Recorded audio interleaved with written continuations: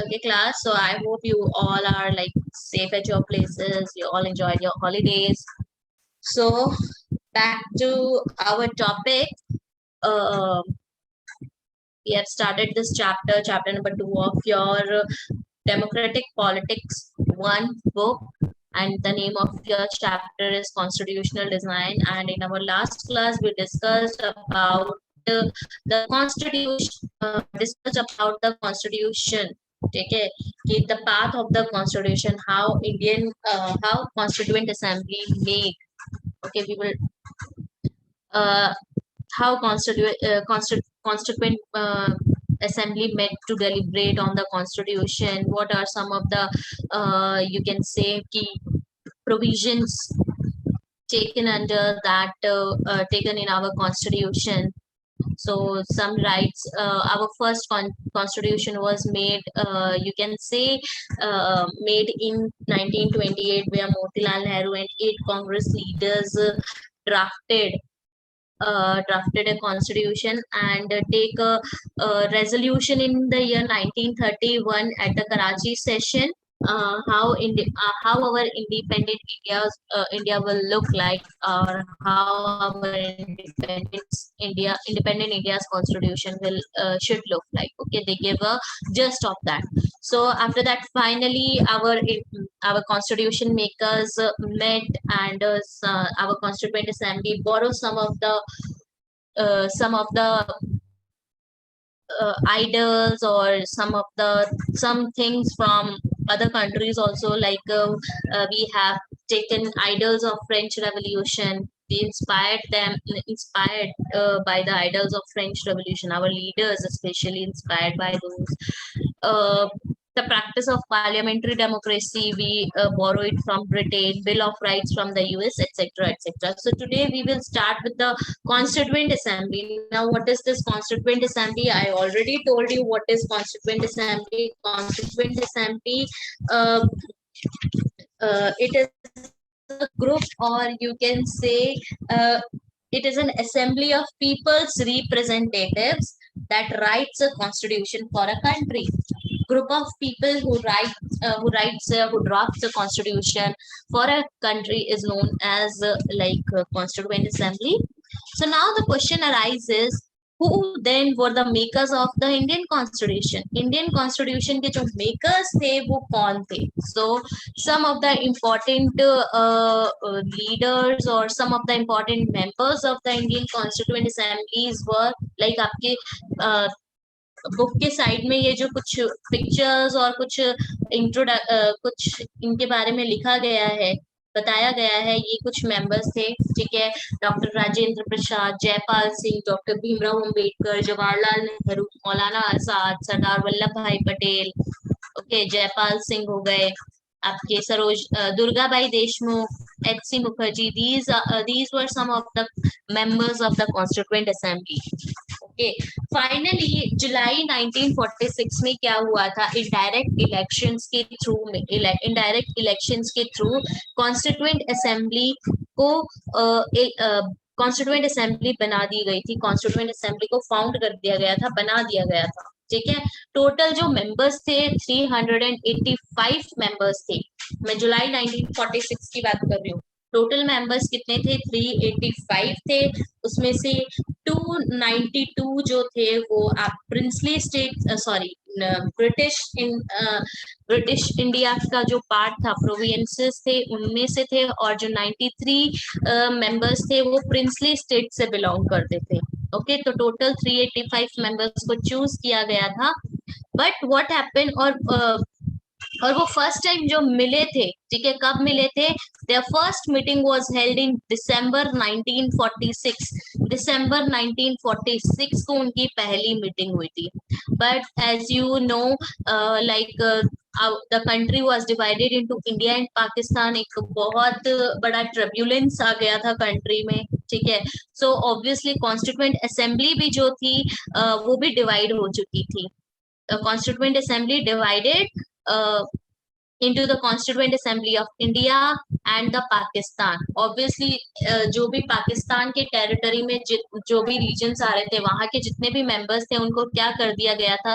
Seize कर दिया गया था, ठीक है। तो ये जून 90 यू कैन से जून 1947 में जो है हमारी कॉन्स्टिट्यूएंट असेंबली डिवाइड हो चुकी थी इंडिया और पाकिस्तान के कॉन्स्टिट्यूएंट असेंबली में, और फाइनली हमारे जो मेंबर्स रह गए थे, टोटल मेंबर्स 385 में से 299 मेंबर्स जो हैं इंडियन कॉन्स्टिट्यूशन में इंडियन कॉन्स्टिट्यूएंट असेंबली में रह गए थे। एंड इन 299 मेंबर्स ने क्या किया था, कॉन्स्टिट्यूएंट असेंबली में हमारे इंडियन कॉन्स्टिट्यूशन को बनाया था। Okay, so the constituent assembly that wrote the Indian constitution had 299 members.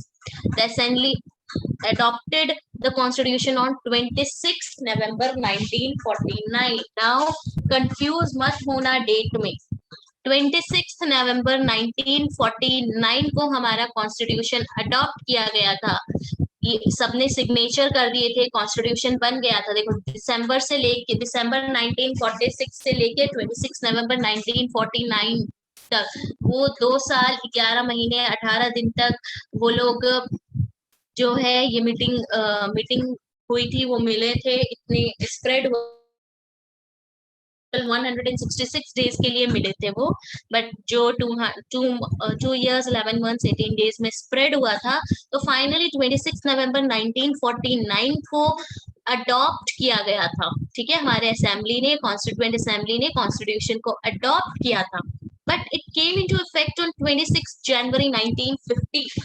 जो इफेक्ट में आया था, इम्प्लीमेंटेशन जो हुई थी वो 26 जनवरी 1950 से हुई थी। क्वेश्चन अराइज हो जाता है, व्हाई 2 महीने का इंतजार क्यों था? सो फर्स्ट ऑफ ऑल आप अपनी फर्दर क्लासेस में पढ़ोगे, 10th क्लास में जब नेशनलिज्म इन इंडिया एक चैप्टर आएगा, उसमें कुछ पैक्ट्स पढ़ोगे, पूना पैक्ट और something like that, Lahore session पढ़ोगे। तो उसमें क्या हुआ था, उस टाइम पे हमारे जो कुछ लीडर्स थे, उन्होंने लाहौर सेशन के टाइम पे ये चीज बोली थी। 26 जनवरी को जो है, 26 जनवरी 1930 को उन्होंने कहा था कि हम वी वांट इंडिपेंडेंस, अब हम इंडिपेंडेंस चाहते हैं, ये शपथ ली थी, प्लेज ली थी। तो इस दिन की इम्पोर्टेंट 26 जनवरी की इम्पोर्टेंस रखने के लिए क्या किया था, कॉन्स्टिट्यूएंट असेंबली ने जो इम्प्लीमेंटेशन स्टार्ट किया था वो 26 जनवरी 1950 से स्टार्ट किया था। We will talk about this further in our next classes. Okay, so to mark this day we celebrate January 26 as Republic Day every year। और इसी कॉन्स्टिट्यूशन को यू कैन से कॉन्स्टिट्यूशन को सेलिब्रेट करने के लिए, 26 जनवरी की इम्पोर्टेंस रखने के लिए, हमारे नेशनल लीडर्स को रिमेम्बर करने के लिए, याद करने के लिए हम क्या करते हैं, 26 जनवरी को as a republic day celebrate करते हैं हर साल। अब नाउ किसने बनाया, कैसे बनाया, समझ आ गया आपके कि कितने मेंबर्स थे स्टार्टिंग में। 299 मेंबर्स जो हैं एंड में डिवीजन के बाद रह गए थे। फाइनली 26 नवंबर 1949 को हमने अडॉप्ट किया और 26 जनवरी 1950 को हमने इफेक्ट पे आया हमारा कॉन्स्टिट्यूशन, इम्प्लीमेंटेशन हमने स्टार्ट कर दी थी। 1 मार्क में ये क्वेश्चन पूछ लिए जाते हैं, तो अंडरलाइन कर लीजिएगा।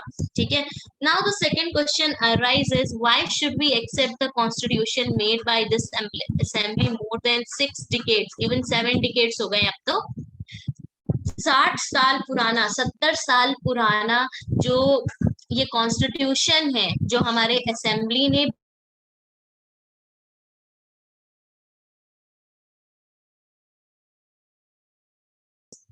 it expresses a broad consensus of its time. Many countries of the world have had to rewrite their constitution afresh because the basic rules were not acceptable to all major social groups or political parties। ठीक है, तो बहुत सारी countries में फिर से लिखा गया है। फॉर एग्जाम्पल लास्ट ईयर आपने नेपाल का एक एग्जाम्पल पढ़ा था, नेपाल में 7 टाइम्स लिखा गया था कॉन्स्टिट्यूशन। वाई? बिकॉज वहां के लोगों को एक्सेप्टेबल नहीं था।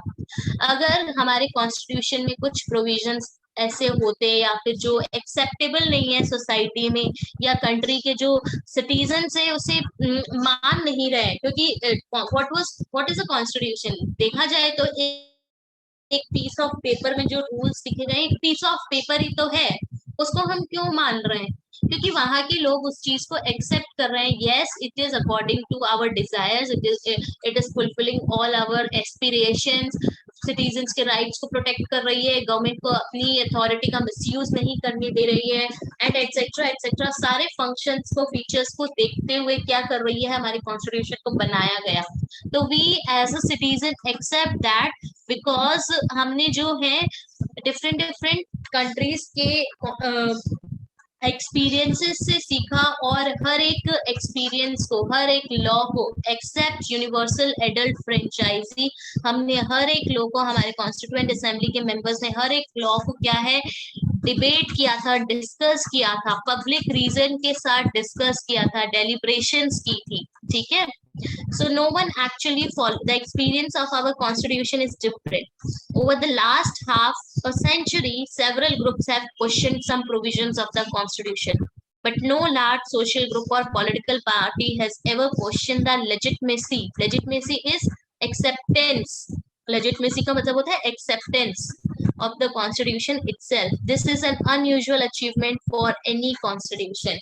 हाँ, हो सकता है, ऑब्वियसली आपके व्यू पॉइंट्स अलग है, मेरे व्यू पॉइंट्स अलग है, तो क्वेश्चन बहुत बार ऐसा होता है कि हम, हमारे व्यू पॉइंट्स डिफर करते हैं, तो हम उसके अकॉर्डिंग क्या करते हैं, स्टेप्स उठाते हैं, क्रिटिक करते हैं। तो हमारे कॉन्स्टिट्यूशन के कुछ प्रोविजंस में भी ऐसा बहुत सारी चीजें, मतलब you can say some things are there, जो कुछ ग्रुप्स जो हैं या कुछ मेंबर्स जो हैं उसके अगेंस्ट बोलते हैं, बट किसी भी लार्ज सोशल ग्रुप ने या पॉलिटिकल पार्टी ने इसकी लेजिटमेसी को, इसकी जो एक्सेप्टेंस है, हम कॉन्स्टिट्यूशन को एक्सेप्ट क्यों कर रहे हैं, इसको क्वेश्चन नहीं किया कि why it is acceptable, because ये बहुत ही अच्छी तरीके से बना हुआ है, और इसमें कोई प्रॉब्लम नहीं है कि बहुत बड़ा ग्रुप जो है इसके एग्जिस्टेंस को क्वेश्चन करे। सो किसी भी कंट्री के लिए ऐसा, ये बहुत अनयूजुअल अचीवमेंट है, because most of the countries जो उन्होंने कॉन्स्टिट्यूशन लिखा, उनको फिर से अपना एक फ्रेश कॉन्स्टिट्यूशन लिखना ही पड़ा है मोस्टली कंट्रीज में।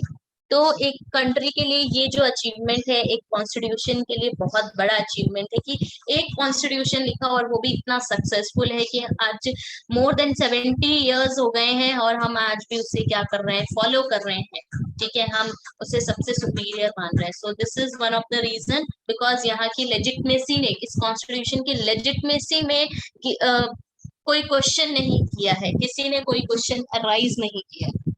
Now, the second reason for accepting the constitution is that the Constituent Assembly represented the people of India.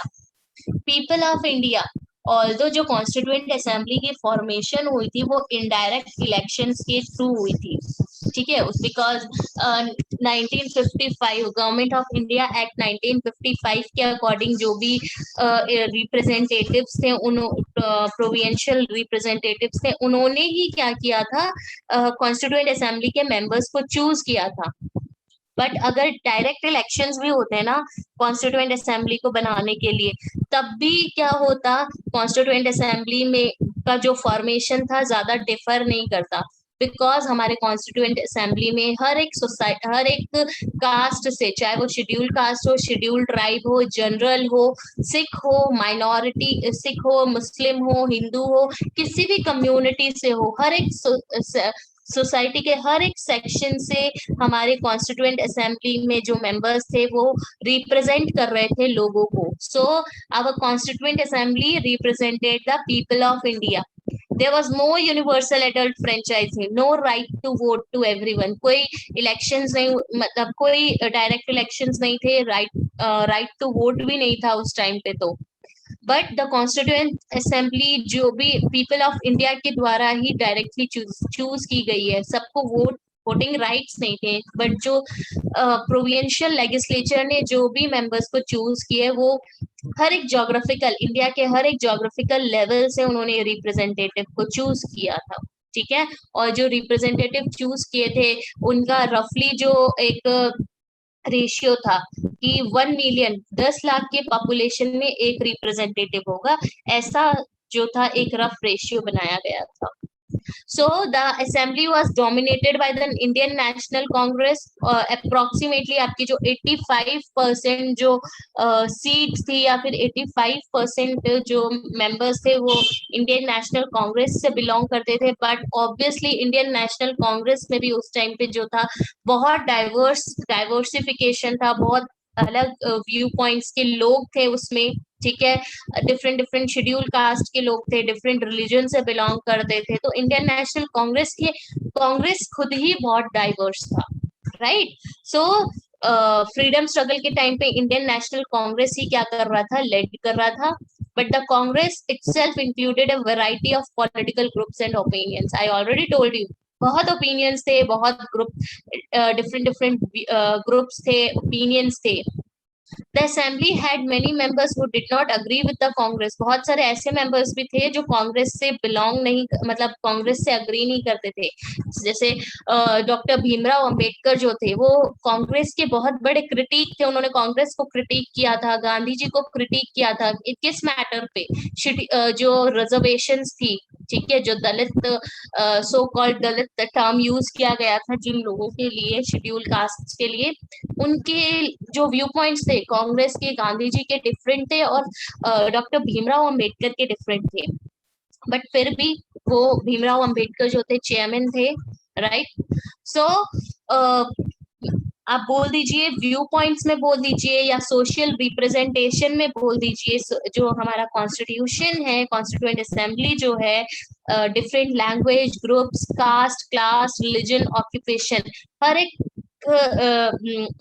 Social terms में भी हर असेंबली जो है क्या है, हर एक मेंबर को रिप्रेजेंट कर रही थी. हर एक लैंग्वेज के ग्रुप को, हर एक ग्रुप कास्ट के ग्रुप को, हर एक क्लास के ग्रुप को, रिलीजन के ग्रुप को, ऑक्यूपेशन के ग्रुप को, हर किसी को क्या कर रहे थे वो रिप्रेजेंट कर रहे थे. सो अगर ऐसा माना जाता है, अगर यूनिवर्सल एडल्ट फ्रेंचाइजी अगर होता भी उस टाइम पे तो ज्यादा इसके कॉम्पोजिशन में, कॉन्स्टिट्यूएंट असेंबली के कॉम्पोजिशन में ज्यादा कुछ डिफरेंस नहीं आता, right. So finally the manner in which the constituent assembly worked gives sanctity to the constitution. Now ये जो जिस तरीके से हमारा कॉन्स्टिट्यूएंट असेंबली के मेंबर्स ने वर्क किया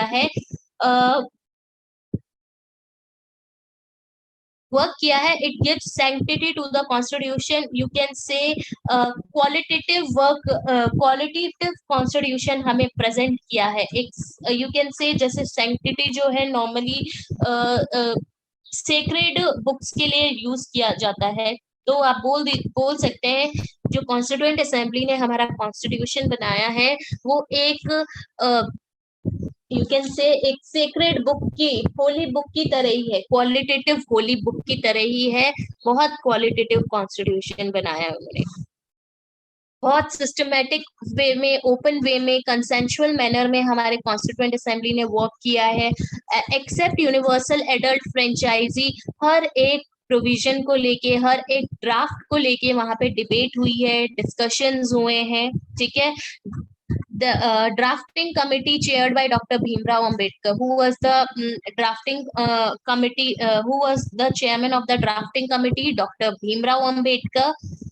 ओके, ड्राफ्ट क्या होता है? एक डॉक्यूमेंट प्रिपेयर करना कि हम फॉर एग्जांपल फंडामेंटल राइट्स होने चाहिए, तो उसके लिए एक डॉक्यूमेंट प्रिपेयर करना, ड्राफ्ट प्रिपेयर करना, एक डॉक्यूमेंट प्रिपेयर करना कि हम फंडामेंटल राइट्स लाने चाहिए, और उसके बाद उसको क्या है कॉन्स्टिट्यूएंट असेंबली के सामने इंट्रोड्यूस करना कि हम ये ड्राफ्ट जो है बनाया है हमने, और हम क्यों फंडामेंटल राइट्स आने चाहिए, और उसके लिए सारे आर्ग्यूमेंट्स उसमें मेंशन किए जाते हैं.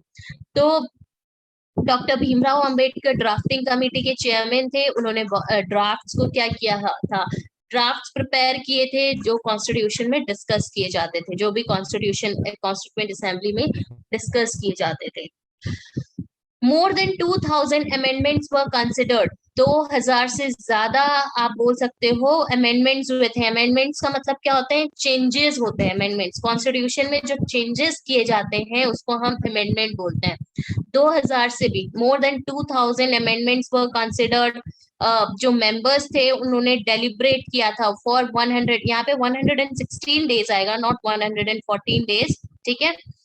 डेलिब्रेट मीन्स डिस्कशन, उन्होंने 116 डेज तक जो है डेलिब्रेशंस किए हैं, मतलब कि प्लान्ड आर्ग्यूमेंट्स किए थे किसी भी चीज को लेके।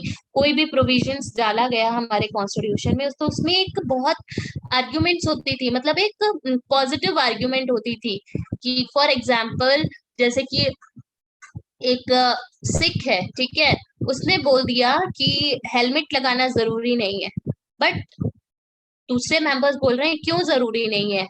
ओके फॉर अ सिख वो तो पग बांध लेते हैं, या फिर जो पग बांधते हैं वो उनके लिए जरूरी नहीं है, बट जो नॉर्मल सिटीजन्स हैं जो पग नहीं बांधते हैं उनके लिए तो ये एक डेंजरस हो जाएगा ना, कि अगर वो हेलमेट नहीं लगाया और इन केस उनका एक्सीडेंट हो जाता है तो क्या होगा, इससे उनको लॉस होगा, लाइफ डेंजर में जाएगी।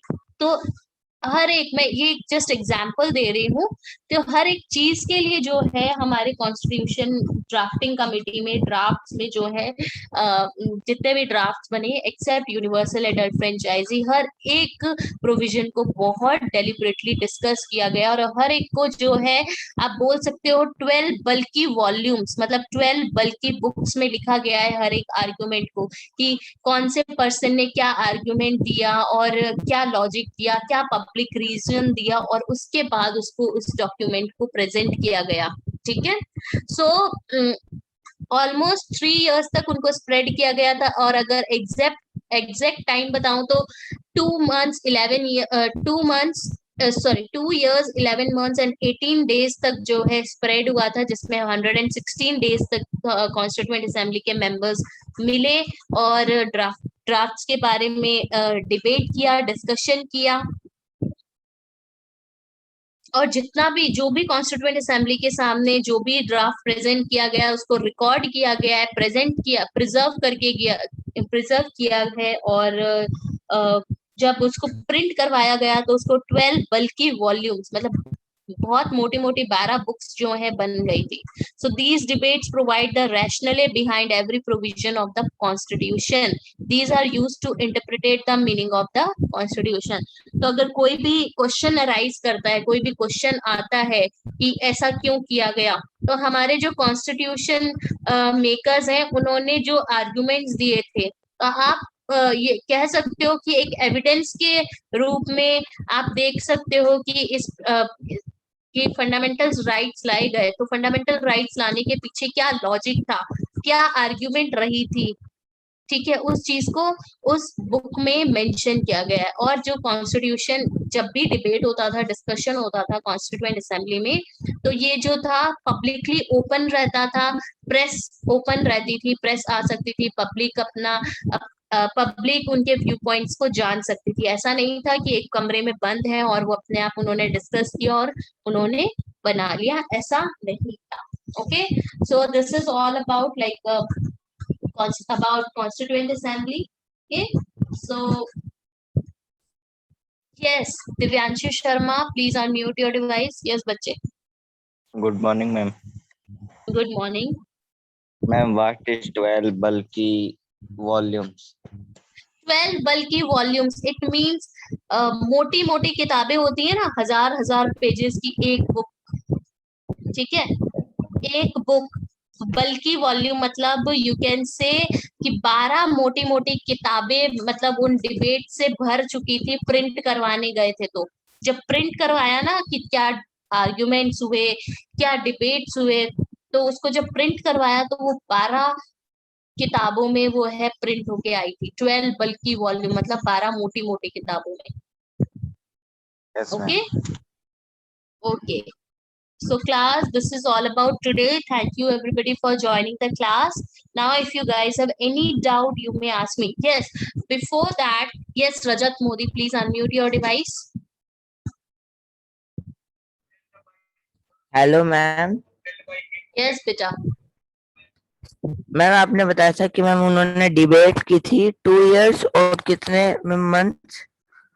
ओके, 2 years 11 months 18 days तक स्प्रेड हुआ था ये कॉन्स्टिट्यूएंट असेंबली ठीक है। और इस 2 years 11 months और 18 days में वो टोटल 116 डेज तक मिले। आपके बुक में 114 डेज लिखा हुआ है, उसको करेक्ट कर लेना। टोटल वो 116 डेज के लिए मिले थे और उन्होंने डिबेट की थी। ठीक है, जो स्प्रेड हुआ था 2 साल। ऐसा तो नहीं है कि लगातार आज भी मीटिंग कर ली, कल भी मीटिंग कर ली, नहीं। एक टाइम पे मीटिंग करते थे। ऑब्वियसली ड्राफ्ट बनाने के लिए टाइम तो चाहिए होता था ना। स्प्रेड हुआ था वो 2 years 11 months 18 डेज के लिए, बट उन 2 years 11 months 18 डेज के बीच में वो 18 डेज के अंदर वो 116 डेज के लिए मिले थे। Okay okay ma'am. Okay ma'am. Okay, yes योजना, please unmute your device.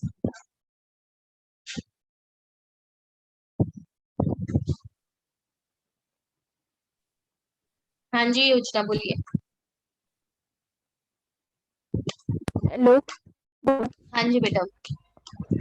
Ma'am, ये जो लास्ट लाइन अभी आपने पढ़ाई थी ना, जिसमें ये कौन 12 सी बल की बताओ? वॉल्यूम्स के बाद में क्या क्या बताया, रैशनल का मतलब? Debates provide the rationale behind every provisions of the, मतलब एक लॉजिकल रीजन बताता है कि हर एक प्रोविजन, हर एक प्रोविजन के पीछे क्या लॉजिक था उसे लाने के लिए, क्या आर्गुमेंट्स हुए थे। तो that is rationale behind every provision। ठीक है, set of reasons, logical reasons होता है rationale का मतलब होता है। अच्छा, ठीक ओके, ठीक है मैम, मतलब थैंक जितने भी प्रोविजंस आए हैं ना हमारे कॉन्स्टिट्यूशन में, तो उसके पीछे क्या लॉजिकल रीजंस रहे हैं उसे लाने के पीछे, तो हर एक रीजन जो है इस बुक के अंदर मेंशन किया गया है। Okay, okay ma'am. Okay yes Jayashree, please unmute your device. Good morning ma'am. Yes, ma'am एक बार आप एक्सप्लेन करेंगे कि डिबेट का रीजन क्या था? ऑब्वियसली बेटा देखो, डिबेट्स फर्स्ट ऑफ ऑल जो कॉन्स्टिट्यूएंट असेंबली के मेंबर्स थे, they belong from different different territories. ठीक है, इंडिया के डिफरेंट डिफरेंट एरिया से बिलोंग करते थे वो कॉन्स्टिट्यूएंट असेंबली के मेंबर्स, रिप्रेजेंट कर रहे थे। ऑब्वियसली उनके व्यू पॉइंट्स जो है वो काफी डिफरेंट होंगे। ठीक है, डिफरेंट क्लास से बिलोंग कर रहे थे, डिफरेंट कास्ट से बिलोंग करते थे, डिफरेंट रिलीजन से बिलोंग करते थे, डिफरेंट डिफरेंट ऑक्यूपेशन से बिलोंग करते थे। आपका क्या व्यू पॉइंट है और मेरा व्यू पॉइंट है, कोई जरूरी नहीं है हम दोनों के व्यू पॉइंट्स और ओपिनियंस एक चीज को लेके सेम हो। ठीक है, तो जस्ट लाइक दैट, तो डिबेट करने के क्या कॉजेस थे। फॉर एग्जाम्पल, मैंने आपको एक रीजन दिया था कि एक सिख है, ठीक है, जो पग बांधता है, उसने बोला कि हेलमेट नहीं होना चाहिए। क्यों बोला? क्योंकि वो हेलमेट पहन ही नहीं पाएगा और उससे तो प्रोटेक्शन मिल रही है ना उसके पग से। बट वो हम लोग से पूछा जाए या फिर जो सिख नहीं है, जो पग नहीं बांधता है, उससे पूछा जाए तो वो बोलेगा कि नहीं होना चाहिए हेलमेट। ठीक है, ऐसा बोलेगा ना। तो उस टाइम पे रीजंस दिए गए थे, फिर एक्सेप्शंस भी रखे गए थे। ठीक है, तो हर डिबेट का कॉज यही था, because everyone belonging from the different different territories, class, religion, language, so they had their own viewpoints, different opinions, that's why हर एक पे डिबेट की गई थी। ठीक है, और जो डिबेट्स हुई थी वो पब्लिक रीजंस के साथ में, मतलब कि रीजंस दिए थे, लॉजिकल रीजंस दिए थे कि कोई भी प्रोविजंस आएगा कॉन्स्टिट्यूशन में तो वो उसके पीछे एक लॉजिकल रीजन था। ठीक है, डिफरेंट व्यू पॉइंट्स होने की वजह से डिबेट्स हुई। Yes ma'am. यस,